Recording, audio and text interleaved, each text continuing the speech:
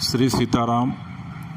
दरअसल में होली को लेकर के इस बार भी काफ़ी कन्फ्यूजन की स्थिति है और लगातार कई लोगों ने मुझे फ़ोन करके यह पूछा है कि गुरुजी आखिर होली कब मनाएं, 14 या 15 को। और निश्चित तौर पर चूँकि आप देख रहे होंगे कि कई जो कैलेंडर होते हैं धर्म से जुड़े हुए, उसमें इसको लेकर के भी संशय, कुछ कैलेंडर यह बता रहा है कि 14 को है, कुछ बता रहा है कि 15 को है, और यही वजह है कि लोग जो हैं वो परेशान हैं। तो दरअसल में आपको परेशान होने की आवश्यकता नहीं है, और ना ही आप अगर किसी तरीके के कन्फ्यूजन में हैं तो उस कन्फ्यूजन में रहिए, उसको दूर कीजिए। क्योंकि देखिए, होली का जो पर्व है, होली का जो त्यौहार है, होली का जो ये रंगोत्सव है, वो हर एक साल चैत्र कृष्ण प्रतिपदा तिथि को जो है वो मनाया जाता है। और इस बार यानी कि 2025 में जो चैत्र कृष्ण प्रतिपदा की तिथि है वो 14 मार्च को दिन के 12:25 के बाद जो है वो शुरू हो रहा है। और ये इसके पहले तक यानी कि 12:25 तक जो है वो फाल्गुन पूर्णिमा तिथि रहेगी। ऐसे में 14 मार्च को दिन में प्रतिपदा तिथि लग जाने से, यानी कि चूँकि 12:25 पे लग रहा है, तो रंगोत्सव यानी कि होली का जो त्यौहार है वो 14 तारीख को ही मनाया जाएगा। हालांकि इसके अगले दिन यानी कि 15 तारीख को उदया तिथि में चैत्र कृष्ण प्रतिपदा जो है वो 12:24 तक, यानी कि उस दिन भी कई लोग जो हैं वो कह रहे हैं कि हम होली मनाएंगे। लेकिन चूँकि 14 तारीख को 12:25 से ये विधिवत इसकी शुरुआत हो रही है, जो अगले 15 तारीख को 14:25 या 12:25 तक रहेगी।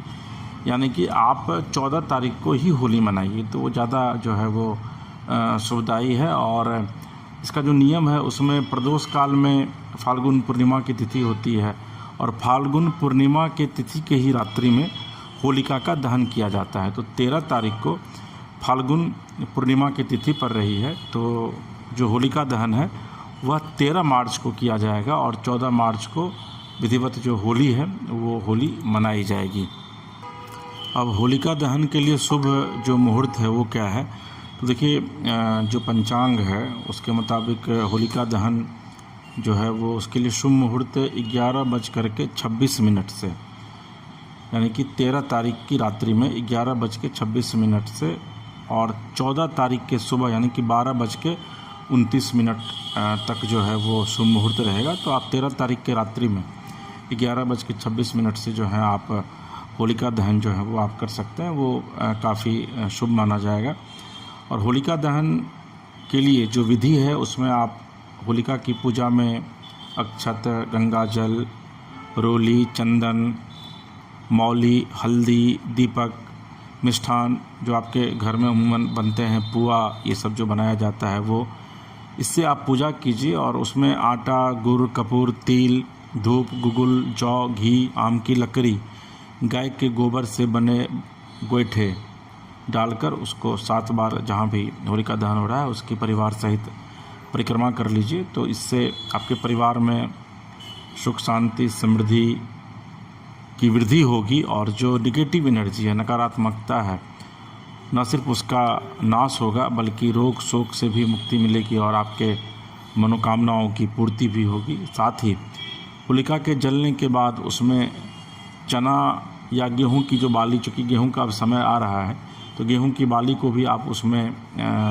सेंक करके या पका करके प्रसाद के रूप में अगर ग्रहण करते हैं तो आपका स्वास्थ्य जो है वो अनुकूल रहेगा। लेकिन एक चीज़ का ध्यान रखिएगा कि होली में हुड़दंग मत कीजिए, क्योंकि अमूमन आप देखते हैं कि होली जो है वो भाईचारे का संदेश देता है समाज में।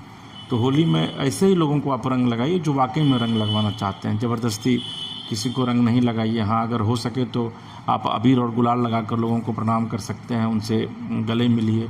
और इसी दिन, आज के मतलब होली के दिन ही जो है वो साल का पहला चंद्र ग्रहण भी लगने जा रहा है।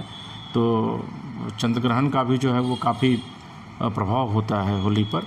तो इस बात का जो है सो ध्यान रखिएगा, और जिस विधि से आपको मैंने कहा है इस विधि से आप होली मनाइए। निश्चित तौर पर आपके समस्त मनोकामनाओं की पूर्ति प्रभु करेंगे।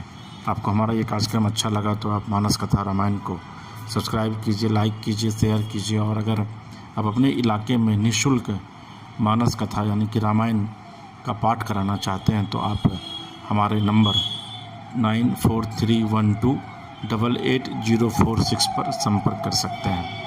प्रभु श्री राम की कृपा आपके और आपके पूरे परिवार पर बनी रहे।